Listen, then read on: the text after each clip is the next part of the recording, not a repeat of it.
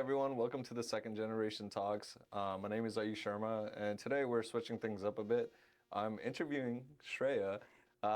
So she's always been the person to like interview everybody else. So it's her time now. So Shreya, welcome to the show. Thank you so much, Ayush. I'm terrified. It feels really weird to be on the other side of the table. So I'm like, I hope our viewers enjoy our conversation, but we'll figure it out.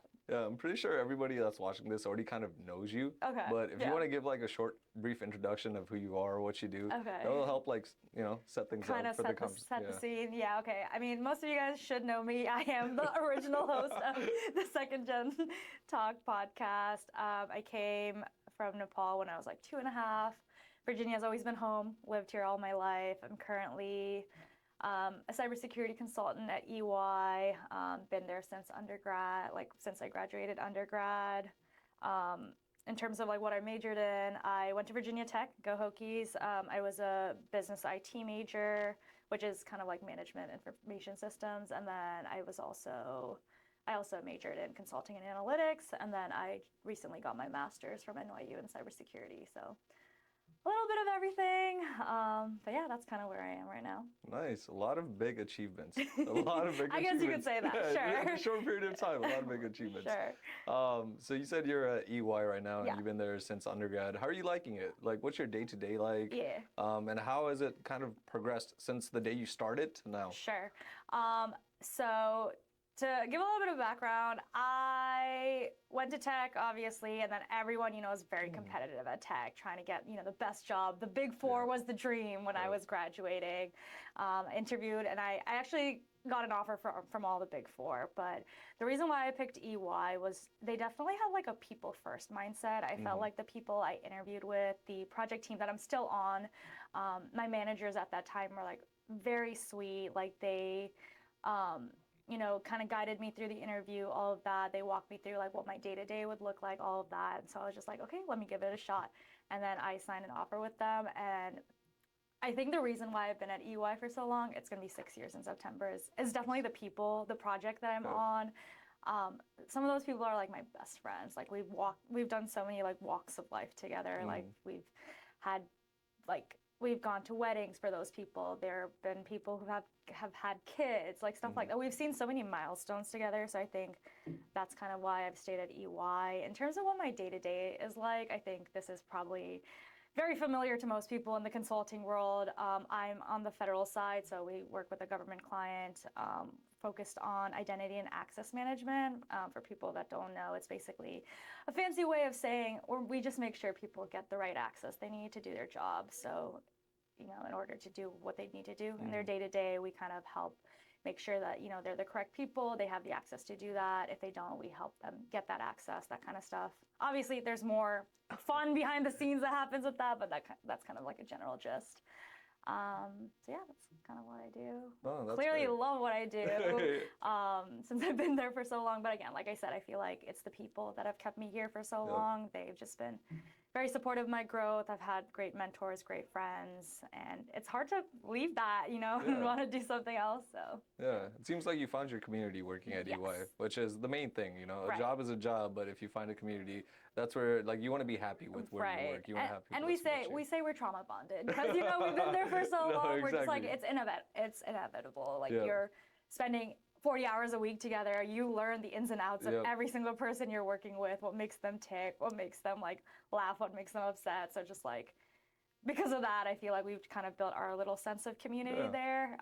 And it's just like, it trickles outside of work too. Like we spend a lot of time outside of work as well. So definitely feel like I found a lot of lasting friendships that I'll probably keep even after I leave EY. So no, that's great. That's great.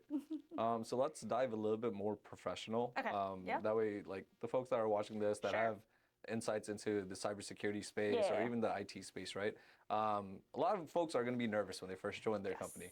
I'm pretty sure you were nervous. I was definitely nervous, right? Yeah. So let's talk about how your mindset has kind of shifted from the day you joined into EY. Like you were just fresh out of college and getting your first job. Compared to now, 6 years later, you're a professional. Right. You know what I mean? It's crazy. It's crazy to think that we're known as professionals now. Exactly. Yeah. So how is your like mindset in terms of like the job space or the job that you do and your confidence? Like how has it changed? Right. So I think when I definitely started out, I think a lot of people will probably feel the same way where they felt like they needed to know everything. Yeah. I felt like I had to be perfect. Imposter syndrome. I couldn't make mistakes. You would see everyone around you who has been working for years, and you're like, oh my God, like I need to figure out how to be just like them. Yeah. They can't know that I don't know anything. And I feel like I definitely came in with that mindset. I'm not saying that everyone else does as well, but I definitely felt like I needed to be perfect, you know, in everything I did. Because it's a new space. I feel like they don't really teach you that in school, where it's just like everything you learned in school doesn't translate in the real world. It's very different. Like what you read in the textbooks, what you do with group projects is very different from like managing contracts that are millions of dollars, right? So I think when I first started out, it was, you know, that imposter syndrome was real, but I think I latched on to my managers. I feel like they were really good mentors to me because they knew I was fresh out of college. They took me under their wing. They guided me through everything, and they never made me feel stupid for asking questions. I think that was one thing that my career really helped me realize. It's like, you're never going to be the smartest person in the room, obviously.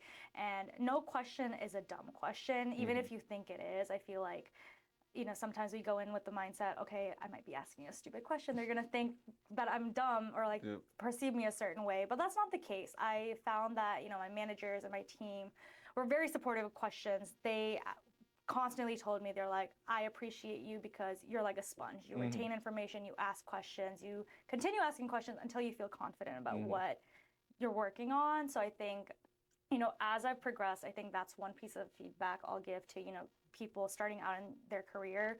Don't feel like you need to know everything out the gate. You're constantly learning, you're constantly evolving. I've been on this project for 6 years, and there's still so much stuff I don't know.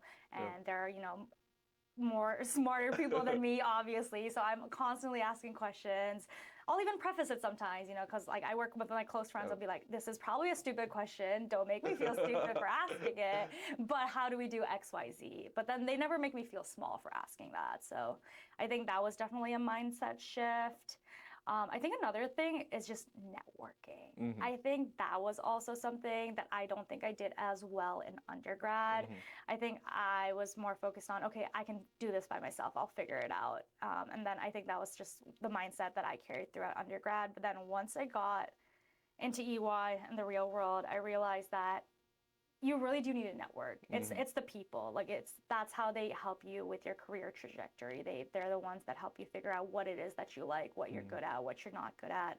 And they challenge you to try new things and stuff like that. And I feel like at EY, they really emphasize that like you're the one building your career, and the only way to do that is to network. Like obviously we have these people called counselors who kind of advocate for you at the table for promotions and things like that. But it's like, if you want to get your name out there, if you want to try something new, it's kind of on you to do that. So I think I've also, you know, grown into like being able to network, reaching out to people, even if it's uncomfortable, even if I've never talked to them, I'll be like, hey, like I heard you do X, Y, Z. Can we have a coffee chat, or can I have a quick Teams call with you, or can we just, you know, ping for a couple minutes, stuff like that.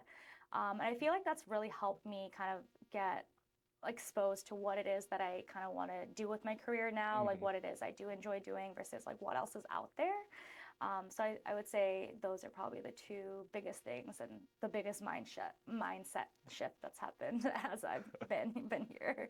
No, that's great. Yeah. Thank you for sharing your advice. I'm pretty sure that's really helpful. A lot of those tips I 100% agree with. Right. I went through the same thing. I'm pretty sure every professional has gone through the same thing. So, no, that's great. All right, let's get a little personal. Okay. Outside of your job, outside of your professional life, what do you enjoy doing for fun? Like outside of your 9 to 5, what do you do? What's your day like? You we know, obviously need hobbies. We can't just be doing 9 to 5s for 40 hours. I think the biggest thing for me right now, definitely travel. I think a lot of people our age are in that like travel mindset right now. I really enjoy just going to new places, trying new things, immersing myself in the culture, stuff like that. I think the thing for me right now has been solo traveling. I know we were talking about this before, but I think the biggest thing for me right now is like I've been trying to do things scared. You know, like, you know, things that I would normally never do. Like traveling for me has always been like a family activity or an activity I do with my friends, you know, where I'm very comfortable. I have people around me where I can fall back on. But then last year, I went to Ireland solo as a birthday trip to myself. Nice. And I was terrified, mind you, like, going on a plane alone, a hotel alone, traveling alone. Initially, it was terrifying, but I think over time, it really helped me see what it is I like when I travel, what it is I don't like when I travel. I feel like I learned a lot about myself, and it's like, okay, like I can do this. Like solo traveling is not as scary as people make it out to be. And then ever since then, I think now I've just started making a conscious effort of, wanting to at least do one solo trip a year. So I was recently just in California a couple of weeks ago. I drove the entire PCH from nice. San Diego all the way up to San Francisco, which was incredible. Did that completely alone. Had the best time. I feel like it's really helped me see like the kind of person I am. A lot of inner reflection, like that kind of, that kind of stuff. So I think traveling has definitely been a hobby. I think another hobby I really like to do is I love hosting. So I have a house, obviously, and then one thing that comes with it is just like I love having people over. I think that's like my favorite thing. So I like try to like cater different events and stuff like that, like hosting Christmas or like Thanksgiving or just random birthdays or events. The next big thing that I'm trying to do, I'm doing a summer barbecue where I'm like kind of collectively bringing like all of my friends from different walks of life together so that they can, all see each other. Like everyone can see like these are all the people that matter in Shreya's life. So I think that's also another thing. And then reading.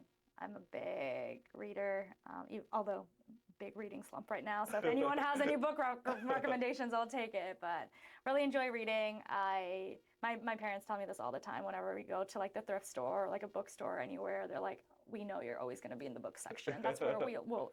And that's always how I've been since I was little. So I feel like that's just kind of grown with me. So I think reading is also a good hobby. Yeah. What type of books do you like?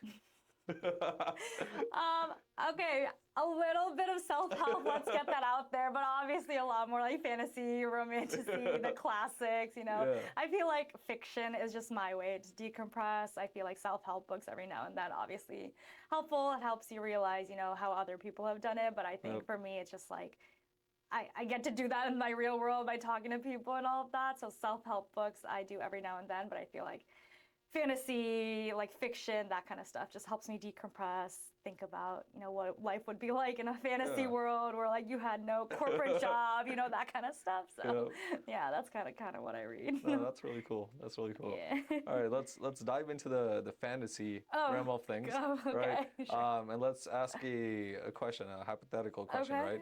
If you could go back in time and change anything, any decision you made, any job offer you accepted, anything like that, right?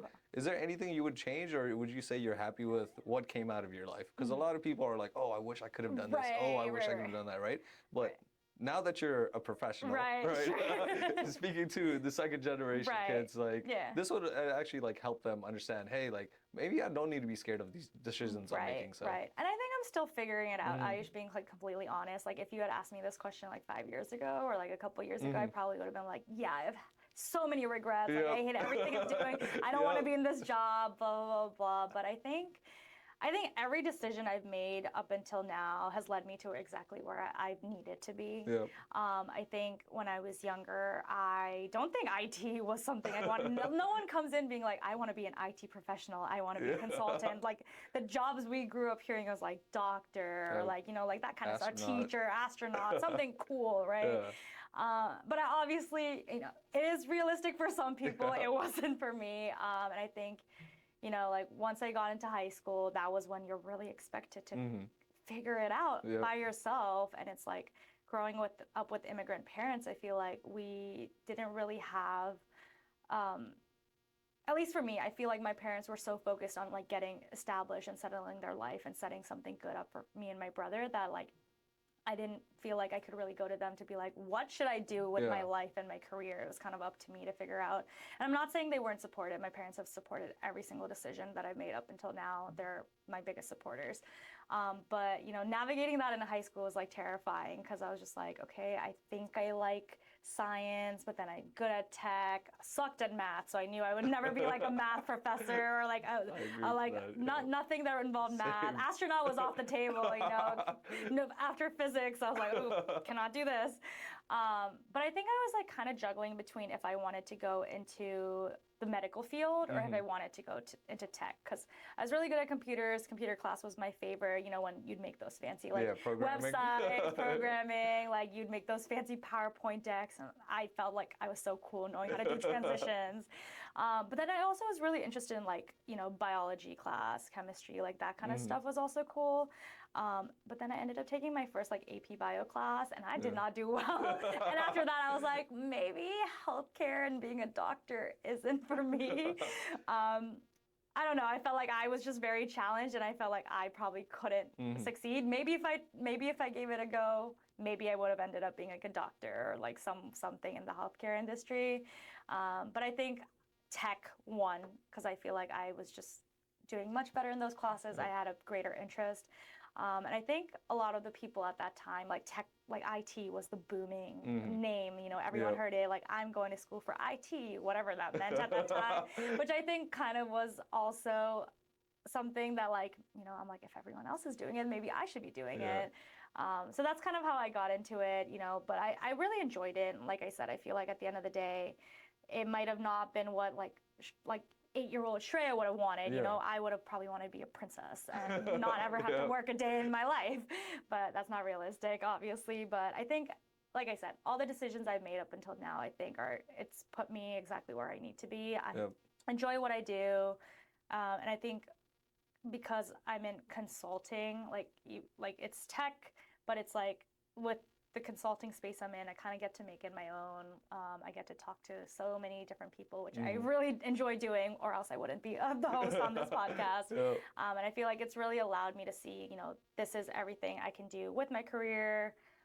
If I want to pivot in consulting, there's opportunities for that. If I want to get more technical, there's opportunities for that. So all that to say, I don't think I have any regrets. I feel like, maybe some people do, but for me, like I said, I feel like I'm exactly where I need to be.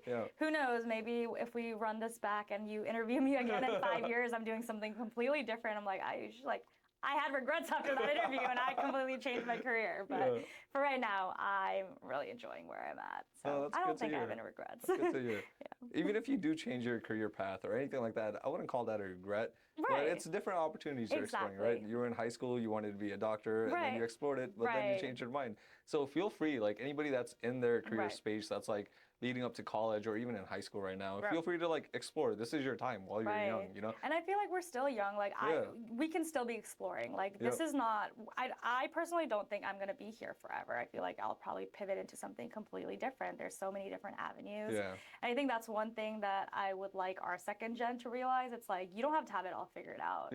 Like I think the biggest thing is just like, if you decide at this point in your life you want to be a doctor and then say 5 years later you realize, I don't think this is for me. I think it's completely okay to pivot and go into something different. And like you said, we shouldn't call it a regret because it's just you growing and realizing who you are as a person and how you want to navigate life. So. Exactly. I met a lot of people that were nurses that are now in the tech field. Right. So you could be open to explore whatever you want to do now. Just go ahead and do it. And if you decide you don't like it, just change. It's not a big deal at all. And who knows? Maybe you'll be doing something completely different. Maybe we'll be podcasters full time. You never know. You never know where life may take you. You can start vlogging. Right?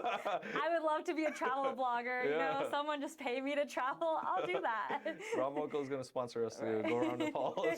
We're calling him after this, guys. All right, I guess let's talk about a hot topic that's everywhere right now. Okay. All right, and it's AI. Oh, yes. Basic, but I feel like it's involved in our day-to-day lives everywhere. From ordering a cup of coffee to your job to even just doing a Google search nowadays, right? Exactly. So how do you use AI in terms of your job and also like your day-to-day life, like your personal life? Right. Well, I'm gonna be honest with you. I feel like AI has gotten a lot of like negative connotations, and I can see it. I feel like it grew really rapidly. We're still kind of trying to figure out what to do with it. It's grown very fast, and I feel like because of that, people are very like hesitant. They're like, oh my God, like people are gonna get dumber, blah blah blah blah blah. But I feel like there's a lot of benefits of AI. Like the world is rapidly evolving. If we don't keep up, we're gonna be behind. And I feel like AI is definitely something that I think we can leverage in a really positive way to make greater impacts. Like, you hear about it in the news and stuff, like AI in healthcare. I think that's Yep. I personally think that's a very big pro. We're humans in the medical field, people are prone to errors, but if we can leverage a tool such as AI to help us make better and smarter decisions, I think that's ultimately a plus for us as a society. Yep. For work specifically, because I work in like the federal government space, I think they're still trying to figure out like how they can leverage AI because, there's a lot of sensitive data, with the government. It's like, how much can we realistically share? How much can we realistically use? And I think right now, a lot of like the AI specific work we use is, for making presentations and stuff like that. I think AI does a really good job of when you prompt it to be like, okay, I need to make a presentation for, say, like executive leadership. Like, these are the metrics we're trying to capture. This is the story we're trying to tell. I think AI does a really good job of that. I'm not technical, but like my developers on my team, they leverage AI to help with like coding standardization. If they're stuck trying to solve a problem, they leverage like things like Gemini and like Copilot, and we like ingrown house like AI stuff as well. And they say, they leverage that to troubleshoot when they code and stuff like that. So I think AI is still young. I feel like we're still, like I said, we're still trying to figure out what to do with it, where to go with it. But my biggest takeaway from it is like, if we don't learn about it or like learn to use it, we're going to get behind. It's not going anywhere. Unfortunately, I know some people are very like, with like the data centers, water intake, I totally recognize that as well, but it's like, it's here to stay. We're going to have to figure out how to work with it, how to use it. I'm not saying use ChatGPT every single day to be like, where can I buy a coffee? You can Google that, guys. That's not what I'm trying to say, but I'm like, for things you don't know, for research, I think, as we iterate and it gets better, I think it will help with like research. Like I said, I think it'll have a lot of value in the healthcare industry. I think once they figure out how to leverage it in the government, I think it'll also be helpful. But yeah, that's kind of how I use it today. Not saying that I don't use it, guys. I definitely use it, like for like planning things, stuff like that. Like it really does help, with like the right questions and the right prompts. Like it helps you kind of solidify how you want to do things. So I would just say, don't be afraid of it. No, I think that a lot of people say that, but it's like, we got to keep up with the times. And it's just one of those things where it's just like, they're continuing to make it better. We're learning about it. We got to see how it works best for us. And in the real world, that's just going to be the reality. It wasn't here 5-10 years ago, but I think it's going to be here it's here to stay. We just have to figure out, where and how it is. Exactly. I agree with that. Yeah. One use of AI that I want to ask you, Sure. right? When we were just graduating college and we were looking for our jobs, we Right. didn't have AI back then. Oh, definitely right? not. We didn't have that. We had to do everything ourselves. Right. What's like a key advice or a key recommendation that you could give our second generation immigrants or second generation folks on how they could leverage AI to help them get into the positions that they're seeking for, whether it be job positions or anything else? Yeah. Actually, you brought up a really good point. I feel like AI is definitely really helpful when it comes to like coming up with like what you want to do with your career and stuff. I think, like you said, it didn't exist when we were in college. I think we had to figure out, how to tailor our resumes, how we look at a job description and see like, do we fit this role, that kind of stuff. I feel like AI actually does a really good job in helping you review your resume, like the different careers that are out there. It gives good guidance on how you can like tailor yourself to like better prepare for interviews and stuff like that. I've definitely used it, especially because, now that I'm like a professional, you want to see how you can improve your career trajectory and all of that. And I think AI has done a good job of helping me see like the gaps that I have in my knowledge. It's like, it'll tell you straight up if you're like in a very niche industry, like these are the skill sets you have. But if you're trying to pivot into, say, like I want to go into like project management, it does a really good job of explaining, okay, this is what typically people in the industry, people at various companies look for, and like the skill sets that they look for. And then based on your resume and what you've told me, this is what you have, this is what's lacking. And I feel like with that, like I've found it very helpful. Again, like I said, when you're like starting off with your career, to see like, okay, people in undergrad right now, like they can leverage it and be like, hey, these are the projects that I've worked on. These are the internships I've had. This is what I'm trying to get into. Like what recommendations do you have on how I could land a job at XYZ? I think Yep. AI does a pretty good job with that. Obviously, you know, like you gotta iterate through the prompts and Yeah. be like, actually, this is not what I meant. But I think it's a good starting point, especially because there's so much information out there, Ayush. Yeah. Like, how much can you Google and how many websites can you read through? I think at least with AI, it gives you a good baseline, you know, Yeah. to be like, this is what I'm looking for. How can I start off out the gate? And then you know, iteratively, I hate that word. And then you just, you know, iterate through like the prompts. You ask follow-up questions. You check Reddit. You ask people. You Google and look up different things. But again, I think AI is definitely a good starting point, especially when you're figuring out your career, what it is you want to do. I feel like even if you asked it, you're like, this is what I'm interested in, what careers are out there, it'll probably give you a good list for you to at least initially be like, let me sift through this to see if anything sticks out. So. Yeah, use it like a mentor kind of, right? Yeah, to help guide you. Sure, exactly. And like, you know, for the people who are scared to like talk to actual people or like how do they even go about finding a mentor, I think that's at least a good starting point. Oh, that's great. Yeah. A lot of insightful information. Sure.